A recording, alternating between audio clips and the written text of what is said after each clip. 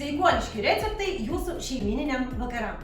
Šiandien parodysime jums sveiką alternatyvą visų lietuvių mėgstamiausiam patiekalui. Bulviniams blynams su riebia grietinė. Klausyk, o kokia gali būti alternatyva bulvėm ir grietinė? Tu nepatikėsi. Cukinijos ir graikiškas jogurtas. Nu nieko savo. Taigi, mums reikės 2 vidutinių cukinijų apie 500 gramų. 100 gramų viso grūdo avižinių miltų, 2 kiaušinių mes naudojame kaimiškus apytiksliai M dydžių kiaušinius, 50 gramų fermentinio sūrio ir pagardinimui šiek tiek grietinės bei krapų.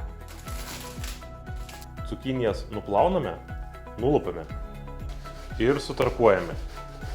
Įmušame kiaušinius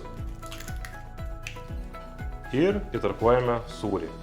Įberėme miltus, viską išmaišome ir pagardiname rožinę Himalajų druska bei juodais pipirais. Įkaitusią keptuvę papurškime aliejaus. Formuojame blynelius, tuomet juos apkepiname iš abiejų pusių. Kol blynelį kepa, paruošiame lėkštę, įdedame šaukštą graikiško jogurto ir pabarstome krapais. Sudedame iškepusius blynelius ir vakarienė paruošta.